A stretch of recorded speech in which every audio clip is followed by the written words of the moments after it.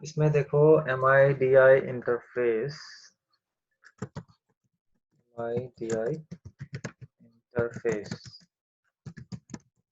have come in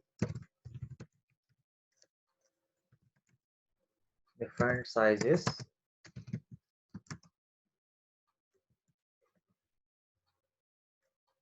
compatibilities and price range. MIDI interface जो हमने ऊपर समझा अभी, वो डिवाइस के बारे में बात करी जा रही है कि MIDI इंटरफेस जो है वो अलग अलग साइज होते हैं, उसकी अलग अलग कॉम्पैक्टिबिलिटीज होती हैं उसकी।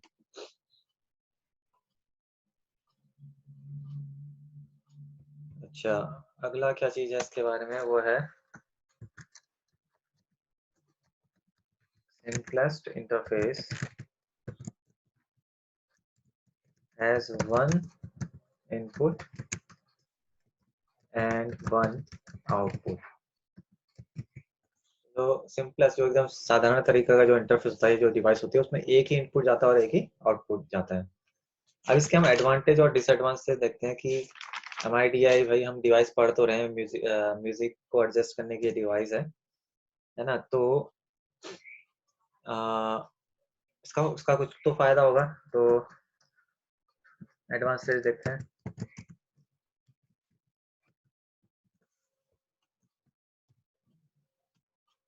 और काफी इंपॉर्टेंट क्वेश्चन है, आ जाता है इसमें। क्या है MIDI? MIDI file size is smaller। पहली चीज तो है कि इसका जो फाइल साइज, यानी कि इसके थ्रू जो फाइल बनती है, ऑडियो फाइल्स, वो उनका साइज छोटा होता है। MIDI files are much more compact than digital audio file. दूसरा ये बोला कि ये उनसे काफी ज्यादा कॉम्पैक्ट होती है, काफी छोटी होती हैं, किससे? जो डिजिटल ऑडियो फाइल बनती है। ठीक है, डिजिटल ऑडियो जो फाइल बनती है उनसे काफी छोटा साइज इनका होता है। MIDI data is completely editable। और क्या एडवांटेज है इसका कि इसका जो डाटा होता है, डाटे में जाहिर सी बात है ऑडियो होगा आपका, साउंड होगी, तो उसको हम जो है आसानी से जो है या पूरी तरह से हम जो है एडिट कर सकते हैं। अगला क्या है, MIDI files are embedded in web page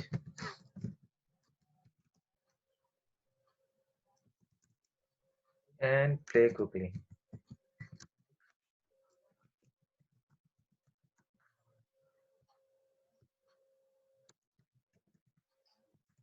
ठीक है, MIDI जो हमारे वेब पेज होते हैं, जो आप वेबसाइट खोलते हैं, उसमें आपने देखा होगा कई बार क्या रहते हैं, जो ऑडियो फाइल्स रहती हैं, तो अगर हम MIDI फाइल्स को उन वेब पेज में लगाएं तो ये बहुत जल्दी से, एक तो इसको इनको आसानी से हम उनके अंदर रख सकते हैं, वेब पेजेस के अंदर, वेबसाइट्स के अंदर, और बड़ी आसानी से आप उस पे प्ले बटन दबाओगे तो तुरंत चलने लगेंगी, डिजिटल ऑडियो फाइल के मुकाबले में। तो ये इसका एक और एडवांटेज है। अगला क्या एडवांटेज है, MIDI sound quality is better. इसकी साउंड क्वालिटी भी अच्छी होती है। उसके अलावा no background noise during making change.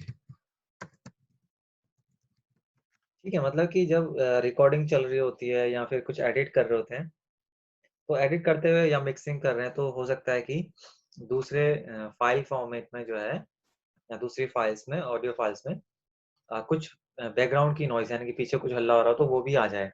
लेकिन MIDI में ऐसा नहीं होता है, तो नो बैकग्राउंड नॉइस, जो हल्ला शोरगुल होता है, वो इसमें नहीं आता है। तो ये एक और इसका एडवांटेज है। इसके अलावा क्या है, वी कैन क्रिएट म्यूजिक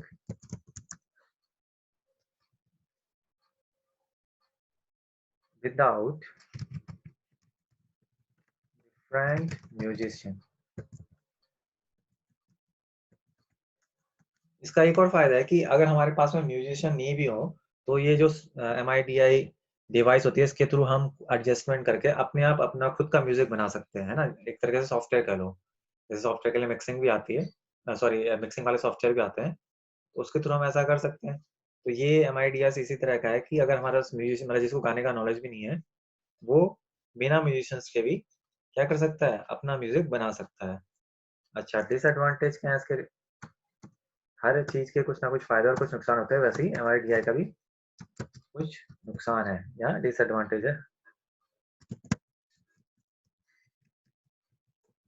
तो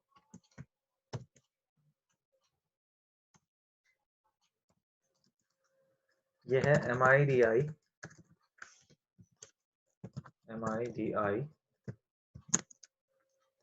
cannot easily used to play back dialogue। पहला एडवांटेज है कि अगर हम कोई डायलॉग यूज करना चाहते हैं तो उसमें थोड़ी कठिनाई होगी, इस डिवाइस के थ्रू डायलॉग को ठीक तरीके से नहीं कर पाता है। ठीक है, डायलॉग मतलब जो मूवीज आपने देखी उसमें डायलॉग होते हैं, उन्हीं की बात हो रही है। MIDI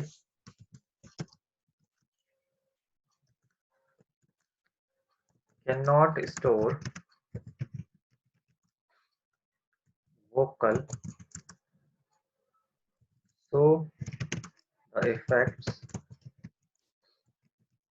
are very limited।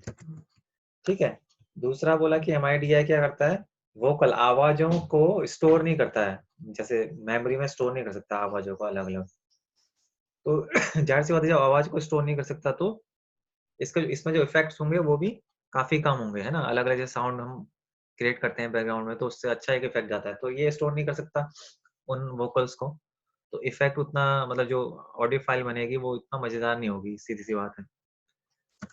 And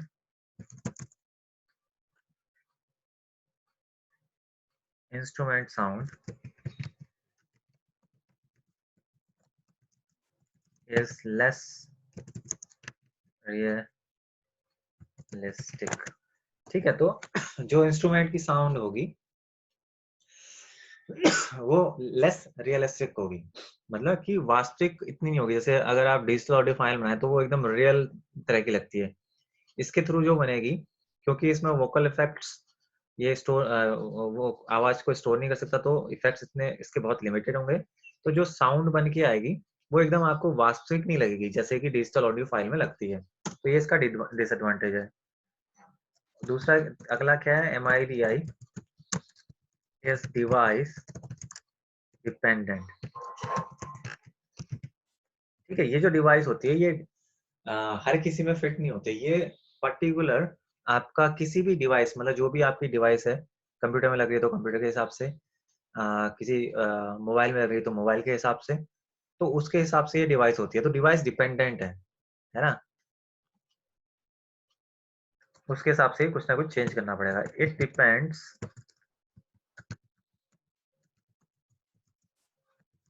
on the quality of sound card from overall sound.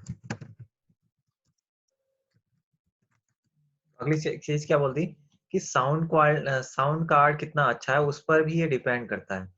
अगर साउंड कार्ड घटिया क्वालिटी का है तो ये MIDS भी उससे क्या होगी, इफेक्ट होगी, प्रभावित होगी। अगला क्या होगा, working with MIDI data required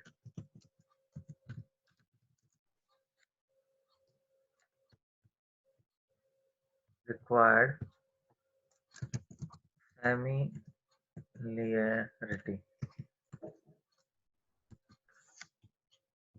MIDI working with MI data required familiarity, मतलब कि फैमिलियरिटी चाहिए होती है इसमें। और नेक्स्ट क्या है, MIDI data is less frequently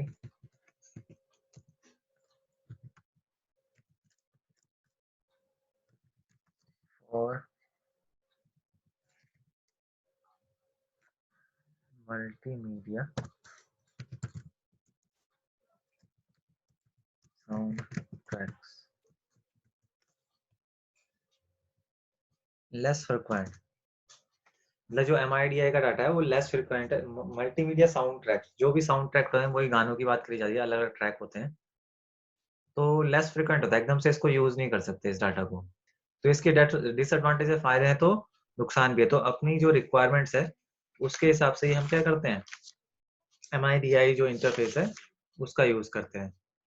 ठीक है, अब हम आगे बढ़ते हैं। तो काफी इंपॉर्टेंट है, इसे पढ़ना जरूर, एग्जाम्स में आ सकता है। अगली चीज है हमारा साउंड। ठीक है, अब हम साउंड के बारे में समझेंगे, क्योंकि साउंड की बात, ऑडियो की बात हो रही है, तो ऑडियो क्या साउंड से रिलेटेड है और आ भी सकता है साउंड के बारे में। तो सबसे पहले हम समझेंगे साउंड होती क्या है, क्या उसकी विशेषताएं हैं।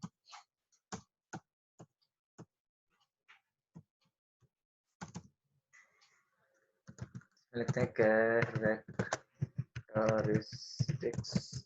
Of sound.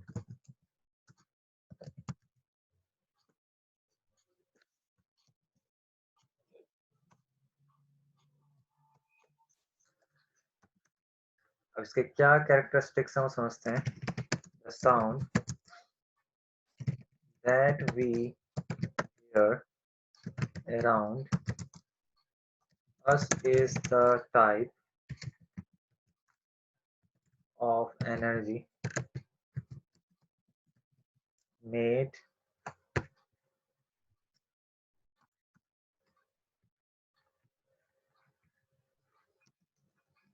energy made by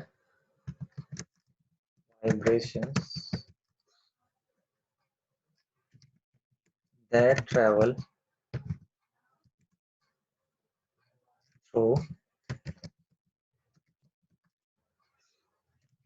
the air or any other medium and can be heard when it reaches a person's ear। ठीक है, तो सबसे पहली चीज साउंड के बारे में क्या बताया गया, साउंड के बारे में ये बताया गया कि द साउंड वी हेयर, मतलब जो आवाज है हम सुनते हैं अपने चारों तरफ से, वो क्या है, is the type of energy. ठीक है, वो क्या है, एनर्जी है, मेड बाय वाइब्रेशंस, जो कि वाइब्रेशंस के थ्रू बनती है, that travels through the air, और वो क्या है, वायु यानी कि हवा में चलती है या फिर किसी और माध्यम में चलती है। वो वाइब्रेशंस, मतलब जो साउंड है वो एक एनर्जी है जो कि वाइब्रेशन से बनी हुई है और जो कि हवा में चलती है, और जिसको कि सुना जा सकता है जिस भी आदमी के वो कानों में जाएगी। अब इसको एक हम फिगर के थ्रू समझेंगे, कुछ इसके कैरेक्टरिस्टिक्स एक्चुअल में है क्या। इसको यहाँ पे है, इसको मैं नीचे लिख देता हूँ, ऊपर सिर्फ साउंड डाल देते हैं।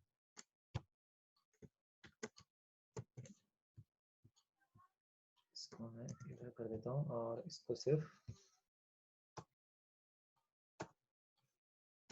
ठीक है, कैरेक्टरिस्टिक्स ऑफ साउंड। तो इसके लिए मैं एक आर्ट में जो है, पेंट में एक इमेज बनाता हूँ, तो उससे तुम्हें काफी कुछ क्लियरिटी आ जाएगी। अब जब तो तुम साउंड को एक्सपीरियंस क्या है, आवाजें सुनते हो अलग अलग, लेकिन उसमें जो टेक्निकल चीजें हैं वो क्या क्या है। और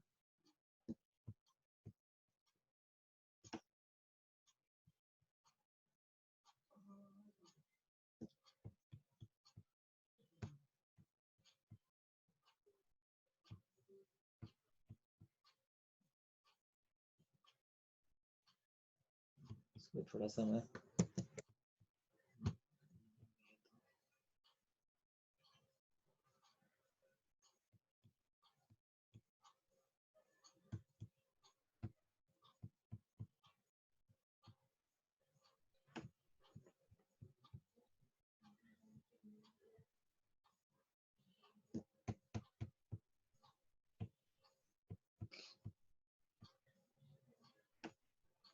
पहले इसका जरा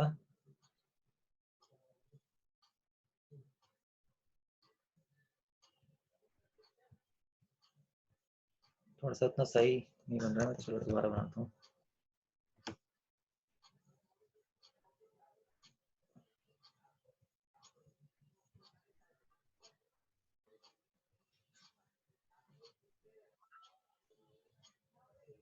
ये इस तरह से ही बनेगा, ठीक है।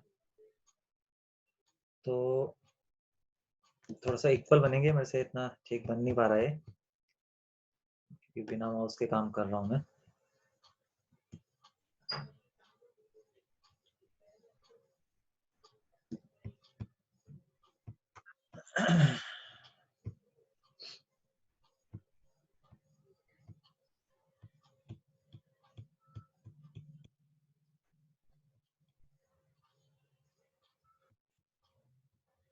अच्छा, अब इसमें जो समझने वाली चीजें हैं वो हैं, सबसे पहले ये जो हाइट है,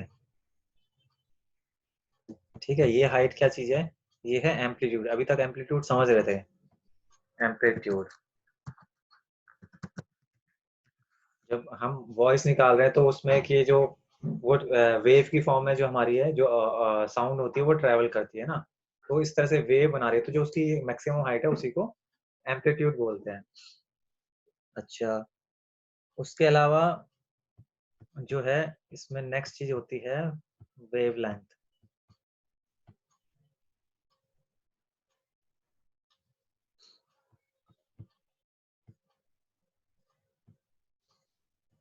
अच्छा, इसमें एक चीज और थी जो मैं बनाना भूल गया।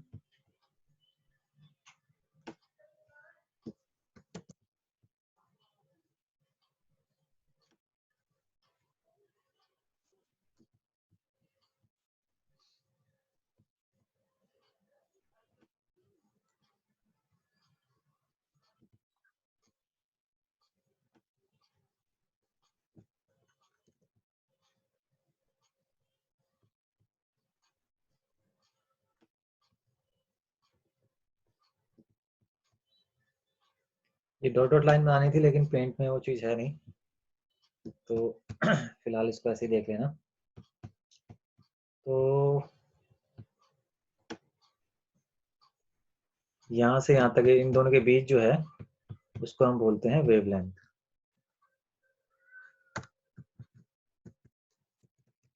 वेवलेंथ, ठीक है। और इसके बाद है आपका time for one cycle. Time for one cycle कहाँ से कहाँ तक है? जो एक साइकिल कंप्लीट हो रहा है, ठीक है, ये यहाँ से यहाँ तक और ये यहाँ से तक, इन दो लाइनों के बीच में जो है वन साइकिल है ना, ये ऐसे गया और फिर ये एक कंप्लीट हो रहा है साइकिल टाइप का। और ये पूरा जो यहाँ से यहाँ तक की जो लाइन है, ये है क्या हमारा?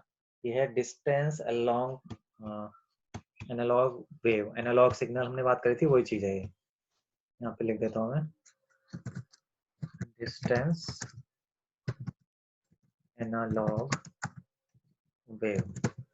ठीक है, ये पूरी वेव हमने समझा था पहले कि जो टाइम सिग्नल है तो एनालॉग जो सिग्नल होते हैं इसी तरह से ये चलते हैं आपके। तो ये पूरी यहाँ से यहाँ तक इसने ट्रैवल करी। जैसे आप कोई आवाज बोलते हो तो एक सर्टेन डिस्टेंस तक ही उसको कोई सुन सकता है। ऐसा तो है नहीं कि 100 मीटर दूर कोई खड़ा है तो सुन लेगा। 100 मीटर दूर अगर कोई आदमी खड़ा है, उसे सुनाने के लिए आपको तेज बोलना पड़ेगा, तो वो उतनी दूर तक ट्रैवल करेगी, है ना। तो एम्पलीट्यूड उतना ज्यादा है, ज्यादा होगा जितनी तेज आप बोलेंगे। तो फिलहाल मैं इसको कॉपी करता हूँ और तब इसका और चीज समझते हैं। तो आप अपने साउंड से रिलेटेड कुछ चीजें यहाँ पे देख ली कि क्या क्या होती हैं। इसको यहाँ पे पेस्ट कर देते हैं।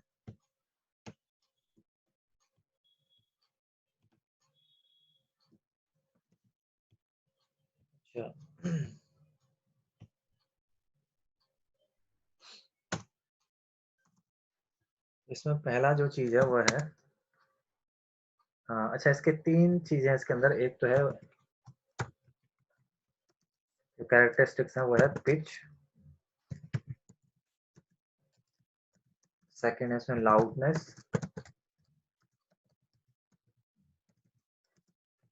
और तीसरा है क्वालिटी। अगर साउंड के बारे में पूछा जाता है तो आप पहले उसको थोड़ा बताएंगे साउंड होती क्या है, जो ऊपर लिखा डेफिनेशन, और फिर उसकी 3 विशेषताएं बताएंगे। पिच, मतलब पिच क्या होती है जो अभी हम समझने जा रहे हैं, लाउडनेस क्या आती है, और क्वालिटी क्या होती है। तो सबसे पहले हम आते हैं पिच पर।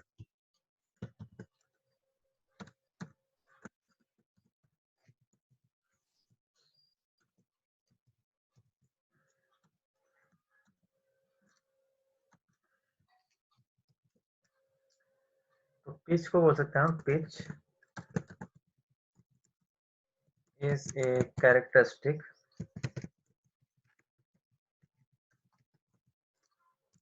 ऑफ साउंड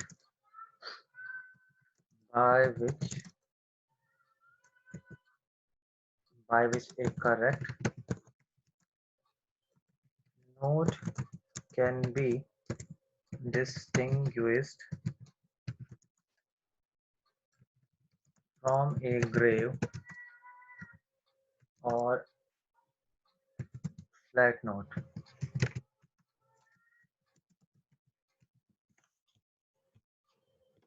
ठीक है, pitch is a characteristics of sound by which the correct note. अब नोट हमने समझा था, नोट क्या थी, किसी साउंड को जब हम क्या कर सकते हैं, रीड कर सकते हैं या राइट कर सकते हैं, और उसके बेसिस पर हम नई कोई साउंड बना सकते हैं, तो उसे नोट कहते हैं।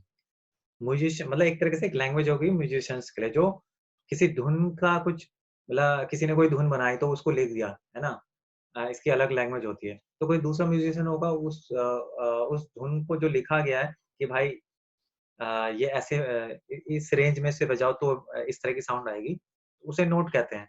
तो पिच क्या है, pitch is a characteristics of sound by which correct note can be distinguished. मतलब ये एक ऐसी चीज होती है जिससे आप धुनों के बीच में क्या कर सकते हो, क्या नाम है, अंतर अंतर आपको पता चल जाएगा ना। Pitch is a characteristics of sound by which A correct note can be distinguished. मान लिया कोई धुन बनाई किसी ने, है ना, तो वो एग्जैक्टली वही है कि नहीं है, तो वो ऐसा आपको पिच से पता चलता है सुन के। आगे क्या है इसमें पिच के बारे में,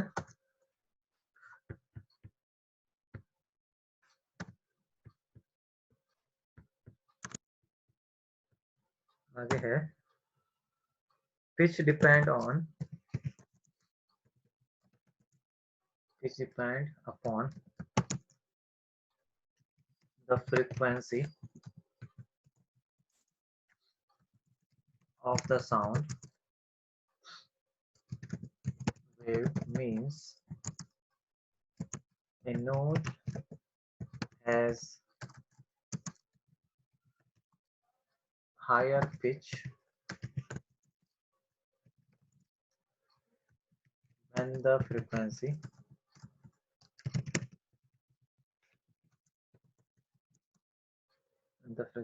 is high, and note of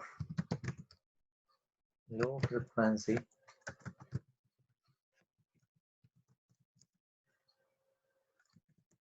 has low pitch। तो यहाँ पे क्या कर रहा है, जो पिच होती है वो साउंड की फ्रीक्वेंसी पे डिपेंड करती है। साउंड की फ्रीक्वेंसी, या फ्रीक्वेंसी क्या होता है कि पर सेकंड में कितना तेज से वो आ रही है ना, कितनी रिपीट हो रही है।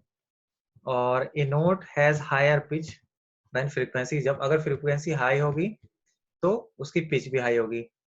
और note of low frequency is low, जैसे कोई तेज चिल्ला रहा है तो उसकी पिच ज्यादा होगी, कोई हल्के चिल्ला रहा है तो उसकी पिच जो है कम होगी। उसका मतलब ये है, तो ऐसा इसलिए होता है कि फ्रीक्वेंसी हाई है तो हाई होगी पिच, और फ्रीक्वेंसी कम है तो पिच कम होगी। अब इसको मैं एक फिगर बनाता हूँ,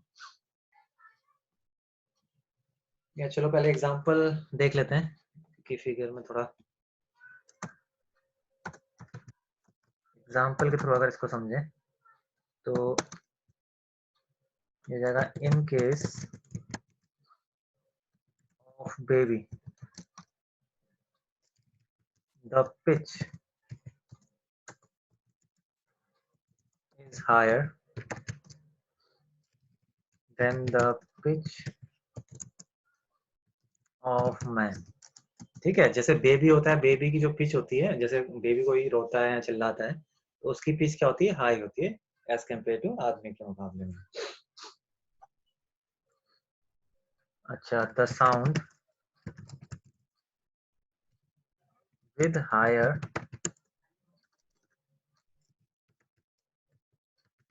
फ्रीक्वेंसी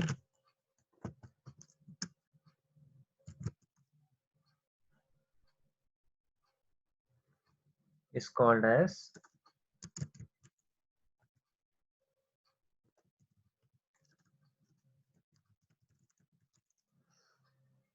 shrill।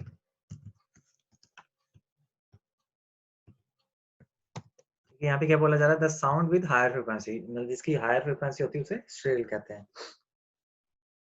तो आज इतना ही रखते हैं क्योंकि ये मेरी नेक्स्ट 5 मिनट में दूसरी क्लास है।